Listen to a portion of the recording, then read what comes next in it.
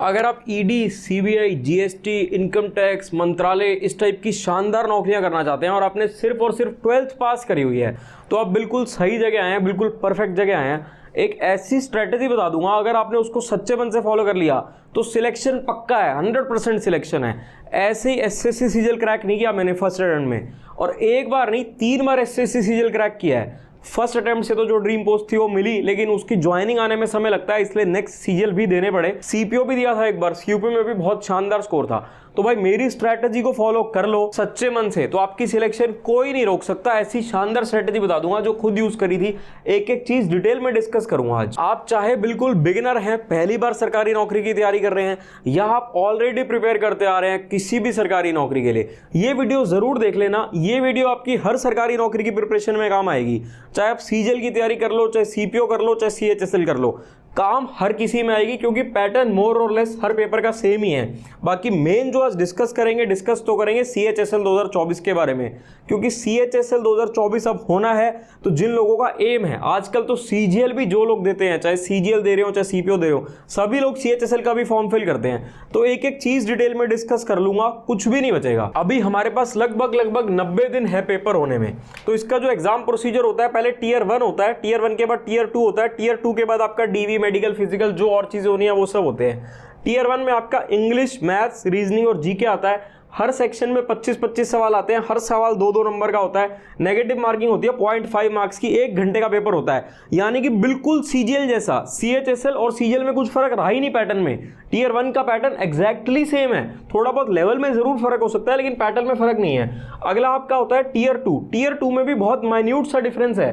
देखो मैथ्स और रीजनिंग में तो सेम है, 30 ही सवाल वहां आते हैं, 30 ही यहाँ आते हैं। इंग्लिश में वहां 45 आते हैं, यहाँ पे इंग्लिश में 40 आ रहे हैं, यहाँ पे जीके में 20 आ रहे हैं। टोटल पेपर है आपका 360 नंबर का।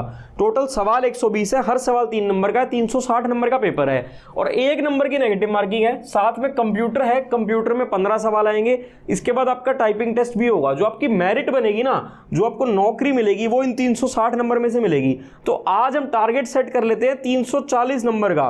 कॉम्पिटिशन बढ़ता जा रहा है, स्ट्रेटेजी को प्रॉपर तरीके से फॉलो करोगे तो यहां तक आप अचीव कर सकते हो। हम मंथ वाइज प्लान बनाएंगे, मंथ वाइज स्ट्रेटेजी बनाएंगे, लिमिटेड बुक्स रखेंगे, लिमिटेड किताबें रखेंगे, उन किताबों से पढ़ेंगे और 8 से 9 घंटे का अपना टाइम टेबल बनाएंगे। डेली 8 से 9 घंटे पढ़ने हैं। आपके पास 3 महीने बचे हैं, 3 महीने के अंदर अंदर आपको पेपर क्रैक करना है। तो अभी अपना टाइम टेबल डिस्कस कर लेते हैं। देखो जो मैंने आप लोगों के लिए टाइम टेबल बनाया, मैंने 8 घंटे का बनाया, लेकिन अगर आपको समय मिले तो आप इसको 9 घंटे का भी कर सकते हो, अपने हिसाब से इंक्रीज कर सकते हो। इंग्लिश मोस्ट इंपॉर्टेंट है इस पेपर के लिए। वैसे तो हर पेपर के लिए आजकल सीजीएल देख लो, सीएचएसएल देख लो, इंग्लिश ही सबसे ज्यादा वेटेज रख रही है, चाहे सीपीओ हो चाहे कोई भी पेपर हो। इंपॉर्टेंट सब है, लेकिन उनमें से मोस्ट इंपॉर्टेंट ये है। लेकिन गेम चेंजर की अगर मैं बात करूं, गेम चेंजर कहीं ना कहीं जीके बनता है, क्योंकि इंग्लिश, मैथ्स, रीजनिंग ये तो सब पढ़ लेते हैं, जीके हर कोई नहीं पढ़ता। तो आपकी गेम यही बदलता है। तो हम हर चीज को डिटेल में डिस्कस करेंगे।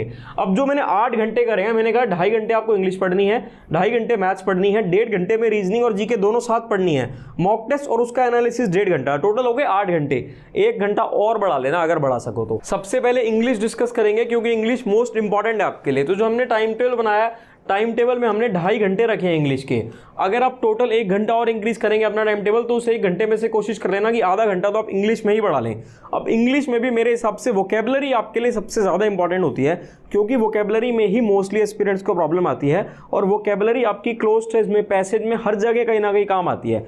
तो वोकेबलरी को आपको रटना नहीं है, आपको एक तो रूट वर्ड से पढ़ना है, एक अपनी डेली लाइफ से रिलेट करना है। तो मनीषा बंसल मैम की किताब आती है वर्ड पावर रूट वर्ड्स, आपको ये किताब जरूर पढ़नी है वोकेबलरी के लिए। आपकी वोकेबलरी बहुत ज्यादा स्ट्रॉन्ग कर देगी ये किताब, क्योंकि इसमें ना हर चीज अच्छे से समझाई गई है, रटवाया नहीं गया, कुछ भी रूट वर्ड से समझाया गया है। इसलिए इस किताब को आपको जरूर रेफर करना है। साथ ही में डेली लाइफ से भी रिलेट करने की कोशिश करो।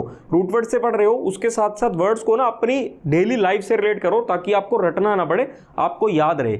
उसके बाद देखो, जैसे इंग्लिश में हमें पता है कि वोकेबलरी है, ऐसी ग्रामर भी है, रीडिंग कॉम्प्रिहेंशन भी है, सब कुछ इंपॉर्टेंट है। तो अगर ग्रामर की बात करें तो ग्रामर के लिए नीतू सिंह मैडम की वॉल्यूम 1 किताब आती है, उस किताब से सारे चैप्टर्स पढ़ने हैं। उस किताब से वोकेबलरी नहीं पढ़नी, वोकेबलरी आपको मनीषा बंसल मैडम की किताब से ही पढ़नी है। नीतू सिंह मैडम की किताब से आपको सिर्फ ग्रामर के चैप्टर्स पढ़ने हैं, उन चैप्टर्स के पीछे जो एक्सरसाइज दी गई है वो एक्सरसाइज करनी है।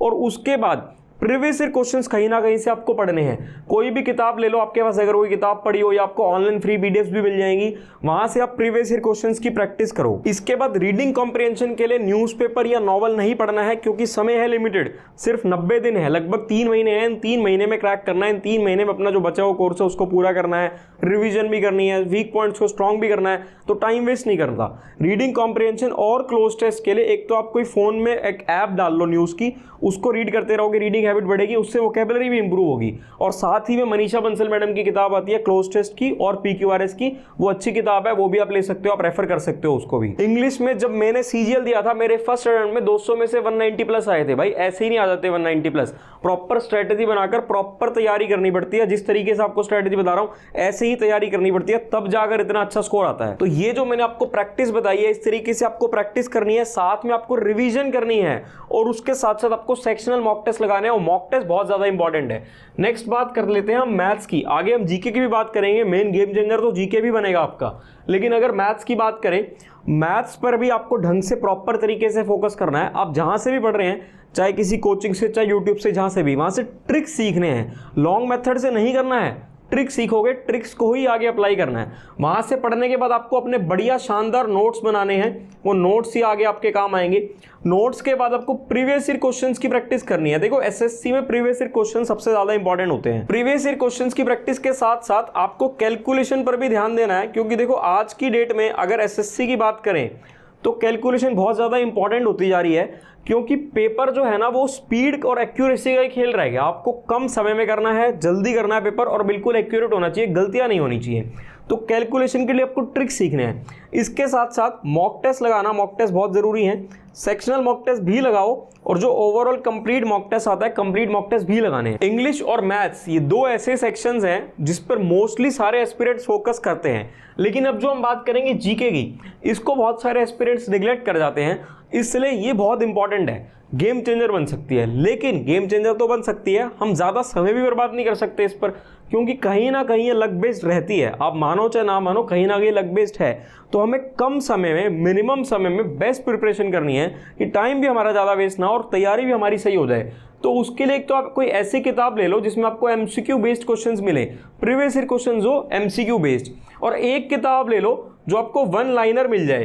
तो हमने 1.5 घंटा रखा था रीजनिंग प्लस जीके दोनों के लिए, तो लगभग मान के चल सकते हैं कि 45 मिनट है आपके पास जीके के लिए। तो इस 45 मिनट में एमसीक्यू और 1 लाइनर दोनों पढ़नी है।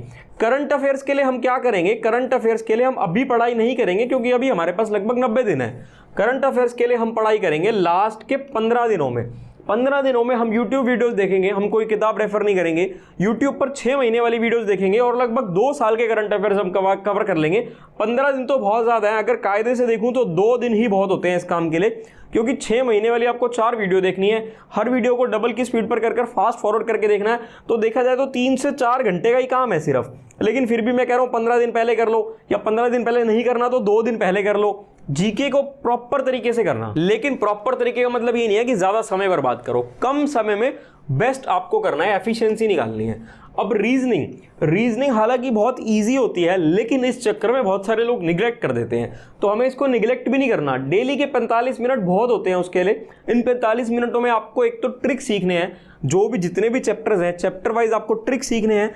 ट्रिक सीखने के बाद अगर हो सके तो प्रीवियस ईयर क्वेश्चंस की प्रैक्टिस कर लो कहीं से, नहीं तो वैसे मॉक टेस्ट भी जब आप दोगे, सेक्शनल मॉक टेस्ट और ओवरऑल मॉक टेस्ट, वहां से भी रीजनिंग काफी हद तक कवर हो जाएगी। लेकिन एनी डे बेटर रहता है अगर आप प्रीवियस ईयर क्वेश्चंस की प्रैक्टिस कर लो। अब ये तो थी सारी तैयारी की बात, प्रैक्टिस की बात, रिविजन की बात, लेकिन अब पता कैसे चलेगा कि सही डायरेक्शन में हो या नहीं? उसके लिए आपको लगाने हैं मॉक टेस्ट। मॉक टेस्ट लगाएंगे, मॉक टेस्ट का एनालिसिस करेंगे, वीक पॉइंट्स का पता चलेगा, परसेंटाइल पता चलेगी, उन वीक पॉइंट्स को स्ट्रॉन्ग करेंगे। इसलिए मॉक टेस्ट बहुत ज़्यादा इंपॉर्टेंट होते हैं एसएससी के सभी एग्जाम्स के लिए। अब देखो एसएससी हो चाहे कोई भी सरकारी नौकरी हो, ये कुछ ऐसे पॉइंट्स हैं जो सभी नौकरियों के लिए बहुत ज़रूरी है अगर आपको सरकारी नौकरी चाहिए। सबसे पहले तो मोटिवेटेड रहना है आपको। मोटिवेशन ढूंढो जिसमें भी ढूंढ सकते हो। मेरे हिसाब से तो आपके पेरेंट्स से ज़्यादा आपको कोई और मोटिवेट कर ही नहीं सकता, तो अपने पेरेंट्स को देखकर आप मोटिवेशन ढूंढो। उसके बाद कंसिस्टेंसी एक ऐसी चीज़ है जो सिर्फ सरकारी नौकरी में नहीं, इस दुनिया में ज़िंदगी में आपको कुछ भी करना है, कुछ भी अचीव करना है, तो कंसिस्टेंसी तो आपके लिए बहुत ज़्यादा इंपॉर्टेंट हो जाती है। रिवीजन ये टॉपर में और एवरेज स्टूडेंट में डिफरेंशिएट करती है। आपने पढ़ाई तो कर ली, सब कुछ कर लिया, लेकिन जब तक आप प्रॉपर रिवीजन नहीं करोगे तब तक बात नहीं बनेगी। मॉक टेस्ट और मॉक टेस्ट का एनालिसिस आपको आपके वीक पॉइंट्स बताएगा और आपको उन पॉइंट्स को स्ट्रॉन्ग करने में हेल्प करेगा। वीडियो अच्छी लगी तो चैनल को सब्सक्राइब कर दो और मैक्सिमम लोगों के साथ शेयर कर दो।